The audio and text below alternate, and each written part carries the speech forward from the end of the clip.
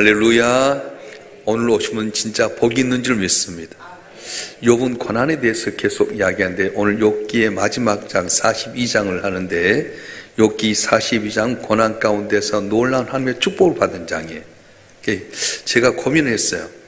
월요일 날이면 우리가 교회가 좀 이제 교육장도 쉬고 촬영공원에 적게 나오는데 순서에 따르면 욥기 42장을 해야 할 텐데 해야 되나 말해야 되나. 근데 다 아니라 할 때 나온 여러분에게 복이 되기 위해서 해야 되겠다고 생각을 했어요. 오시면 복이 있는 줄 믿습니다. 인생을 살다 보면 전혀 생각지 못한 어려운 일들이 많이 일어나게 됩니다. 정말로 내가 믿음 생활도 잘하고 11조 생활 잘하고 봉사도 잘하고 최선을 다해 살았는데 생각지 못하게끔 갑작스런 사고가 일어난다든가 질병을 통해 죽음의 위기에 있다든가 또 자녀들이 우리 삶 가운데서 기쁨을 주지 못하고 방황하게 된다든가 사업의 실패가 다가올 때가 있습니다. 그럴 때 우리는 하나님께 묻습니다. 하나님 도대체 왜 접니까? 왜 이런 일이 내게 일어납니까? 이렇게 물을 때가 있습니다. 욥기는 그에 대한 대답으로 42장에 걸쳐서 언급하는데요. 욥은 어떤 사람이었습니까? 당대 최고의 의인이었습니다. 하나님이 인정하는 사람. 또 자녀들 10남매도 항상 무슨 일 하는데 예비하는 사람. 재산도 제일 많았고요. 많은 순간 칭찬과 인정받는 사람이었습니다. 그런데 한순간에 모든 재산을 잃어버립니다. 10남매 떡대 같은 자녀들이 한순간에 집에서 몰살당했고 자기 몸은 발끝에서 머리창까지 악창이 돋아나서 기아장으로 긁어야 되겠고 자기에게 축복해 줘야 될 아내가 당신 믿는 하나님 저주고 죽으라고 떠나버리고 말았어요. 또 3명의 친구들이 와서 자기를 위로할 줄 알았는데 너가 죄 때문에 이렇게 된 거다. 결과는 원인이 있기 때문에 그런데 네가 이렇게 고난당한 죄 때문이라 해서 마음을 뒤집어 놓게 됩니다. 그런데 욥기 42장에 와서는 모든 슬픔과 고난이 별로 찬송이 되는 반전의 기록을 나타내고 있어요. 오늘 42장 말씀을 통해 여러분 한 분 한 분도 고난이 변해 기쁨이 되고 찬송이 되는 복된 삶이 되었으면 좋겠습니다. 욥기 42장을 시작하면서 제일 먼저 욥이 하는 건 자기의 무지를 이렇게 드러냅니다. 내가 정말 무시겠다, 정말 부족했습니다 하는 고백하는데요. 3절 말씀 한번 읽어볼까요? 3절 말씀 시작. 무지한 말로 이치를 가린 자가 누구니까? 나는 깨닫지도 못한 일을 말하였고 스스로 알 수도 없고 헤아리기도 어려운 일을 말하였나이다. 아멘.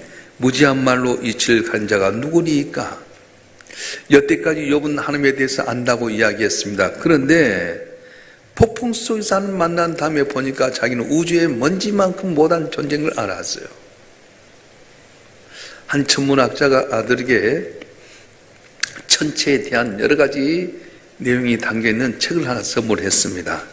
거기 별의 크기와 온도와 그리고 글을 다 있어서 이 아들이 다 외웠어요. 그런데 어느 날 아버지가 이해를 데리고 이렇게 산에 올라가서 천문대에 가서 망원경으로 이 하늘의 별을 보게 만들었어요. 그랬더니 이 아들이 망원경을 통해서 하늘의 천체를 바라보면서 하는 말이야. 아버지, 책에서 보던 별은 가짜였습니다. 이 별이 정말 진짜군요. 감탄하게 된 겁니다. 욥의 상태가 바로 이와 같습니다. 신학이란 책을 통해서 하나님을 바라봤는데 고난을 통해서 고난의 망원경이라는 걸 통해서 하나님을 봤더니 감격하고 감사하는 거예요. 오늘 우리가 하나님 안다고 하지만 욥이 고백했던 것처럼 우주의 먼지만도 못한 우리 존재가 뭘 하나님에 대해서 알겠습니까? 그래서 우리는 함부로 하나님에 대해서 언급할 수가 없습니다. 능치 못함이 없으신 하나님, 전지전능하신 하나님, 내일도 장래도 하지 못한 모든 걸 알고 계신 하나님께서는 우리가 갈 길을 밝히 보여주시고 은혜를 주실 줄로 믿습니다. 그래서 욥이 이런 상황을 보면서 고백하는 거예요. 키포인트가 5절 말씀입니다. 한번 읽어보겠습니다. 시작. 내가 주께 대하여 귀로 듣기만 하였사오나 이제 눈으로 주를 배움나이다. 아멘. 이거 바로 기독교의 핵심입니다. 내가 여태까지 간접적으로 주님만 들었습니다. 목사님의 설교를 통해서 들었고요. 부모님의 신앙을 통해서 내가 주님에 대해서 알았는데 간접 신앙에서 내 삶의 현장 가운데 직접적으로 주님을 받고는 직접 신앙으로 바뀌어지게 된 것입니다. 고난은 우리 영적인 감각을 일깨우게 됩니다. 평안할 때는 하나님이 좋은 줄 몰랐어요. 여러분, 공기가 귀한 줄 모르잖아요. 그런데 평상시는 공기의 귀중함을 모르지만 아주 숨막힌 고난이 오게 되면 그때는 공기의 귀함을 알게 되는 것처럼 평상시는 하나님의 귀한 걸 알지 못하다가 고난의 순간에 하나님의 귀한 걸 알게 된다는 거예요. 할렐루야. 그래서 욥은 고난이 재앙이 아니라 하나님 직접 대명하게 되는 바로 초대장이 이 고난이라고 했던 겁니다. 그래서 하나님께서는 그에게 뭐라고 말씀합니까? 우리 7절 말씀 읽어보겠습니다. 7절 말씀 시작.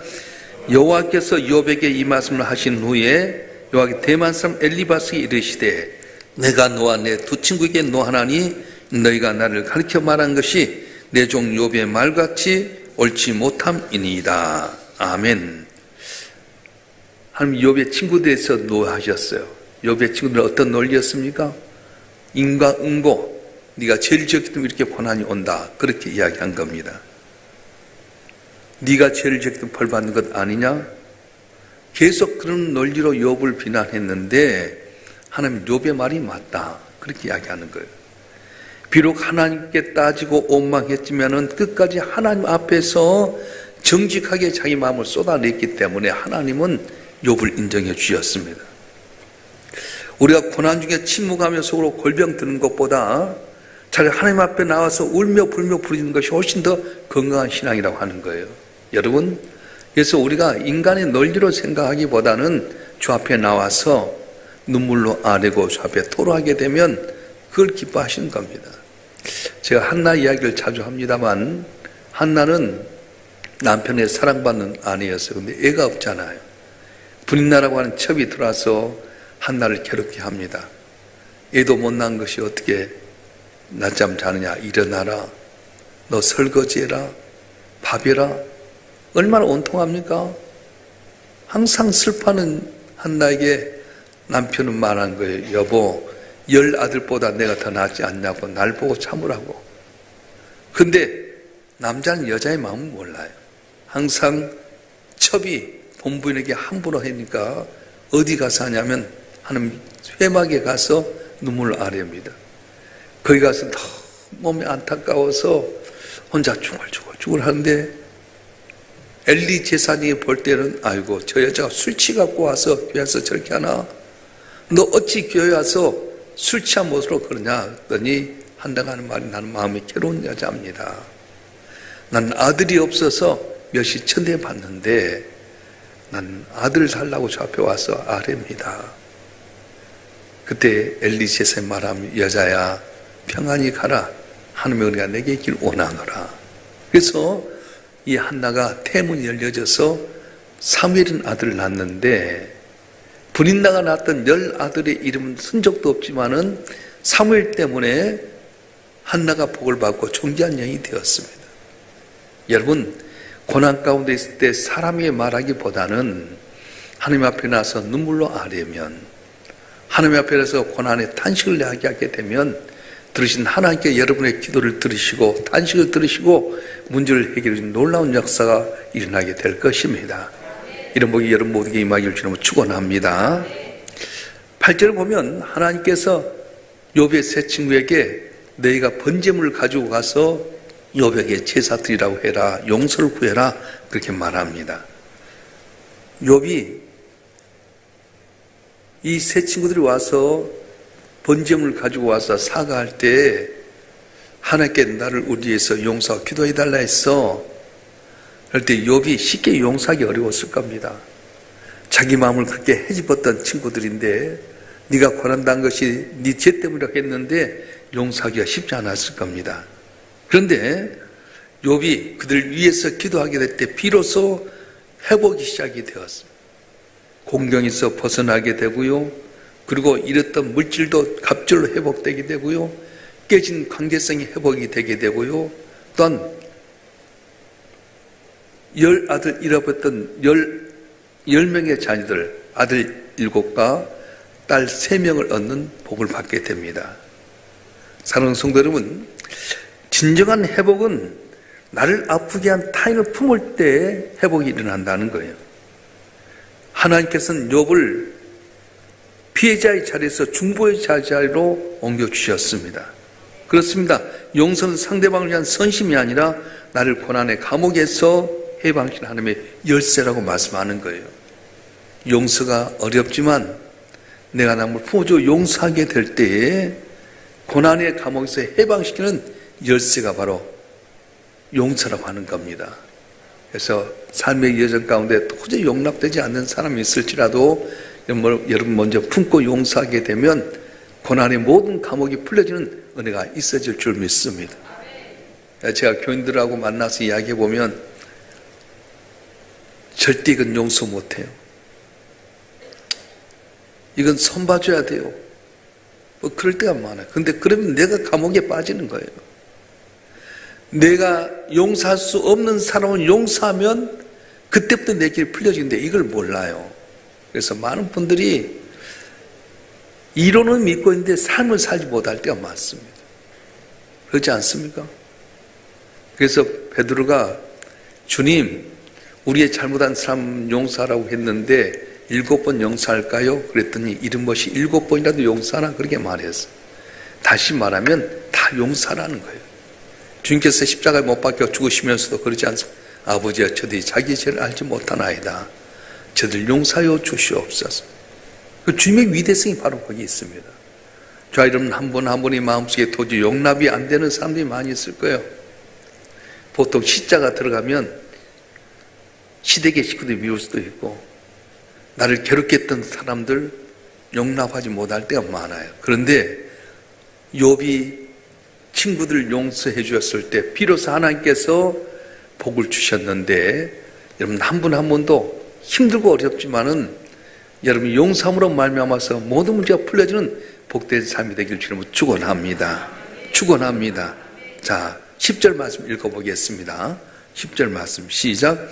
욥이 그의 친구들을 위하여 기도할 때에 여호와께 욥의 공경을 돌이키시고 여호와께 욥에게 이전 모든 소유보다 갑절이나 주신지라. 아멘. 욥이 친구들을 위해서 용서하고 기도하게 될 때 공경에서 돌이키셨고요, 소유를 갑절로 주셨는데 양 14,000, 낙타 6,000, 소 1,000결이, 암낙이 1,000마리, 숫자만을 증가한 걸 이야기하는 것 아닙니다.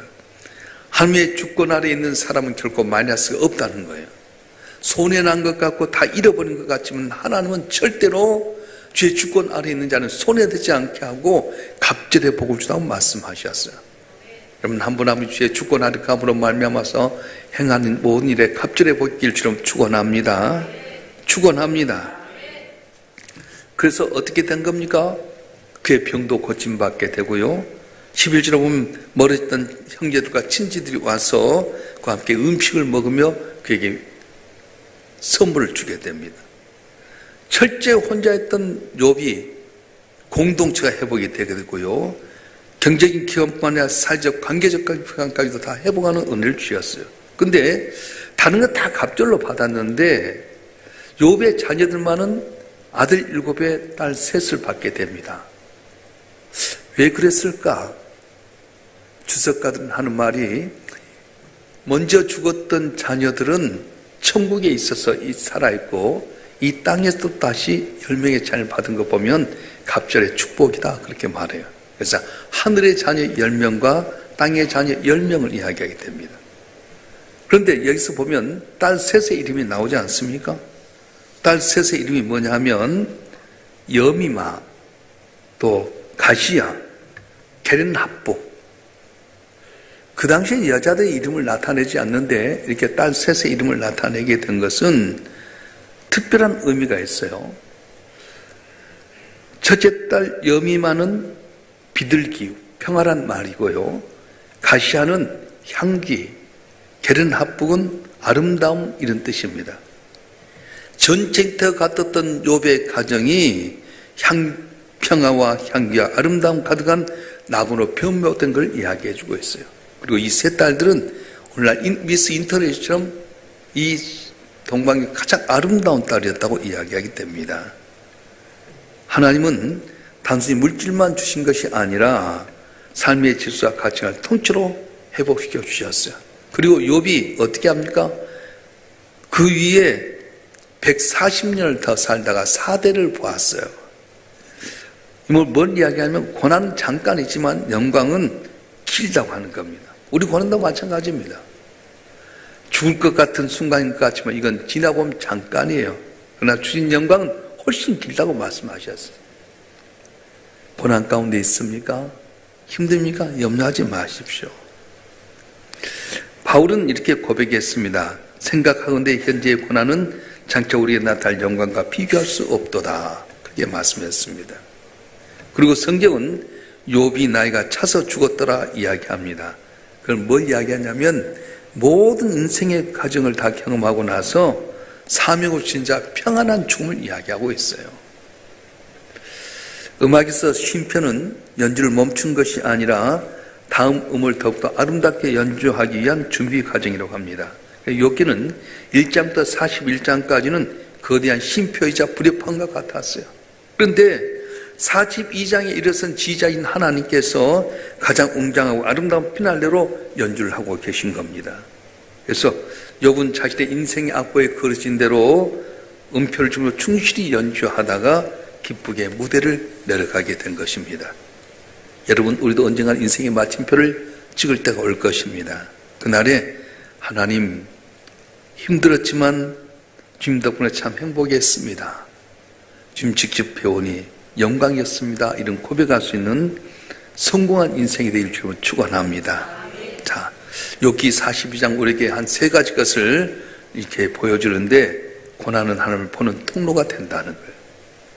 고난은 하나님을 보는 통로다. 지금 눈앞에 깜깜하십니까? 눌러서 하나님을 대면하는 기회가 될 줄로 믿습니다. 두 번째, 회복은 관계의 회복으로 된다는 거예요. 여태까지 떠났던 가족도 친지도 다 떠나버렸어요. 친구들도 자기를 원망하고 너 때문에 했다고 했는데 하나님이 손들어 주시니까, 내가 중보의 손을 들니까 그들이 나한테 와서 회개하고 선물 주는 관계로 관계가 회복이 된 역사가 있었습니다. 세 번째는 하나님은 갑절로 복을 준다는 겁니다. 눈물로 씨를 뿌린 자는 반드시 기쁨으로 거두려 했던 것처럼 하나님의 법칙은 내가 눈물로 씨를 뿌리면 기쁨으로 거두게 하신다는 거예요. 자, 지금 여러분 삶은 지금 욥기 몇 장쯤 와 있습니까? 욥기 30장쯤 극심한 고통 가운데 있습니까? 아니면 38장쯤 하나님의 폭풍 같은 질문 앞에서 압도되어 가고 있는 것입니까? 근데 기억하십시오. 반드시 42장이 옵니다. 내 고난과 눈물과 아픔과 서러운 모든 걸 한순간에 회복해버리고 영광에로 오르는 42장이 온다고 하는 거예요. 할렐루야. 하나님이 우리를 고난 가운데 그냥 버려두지 않습니다. 반드시 회복시키시고 이전보다 더 큰 은혜의 자리로 인도해 주십니다.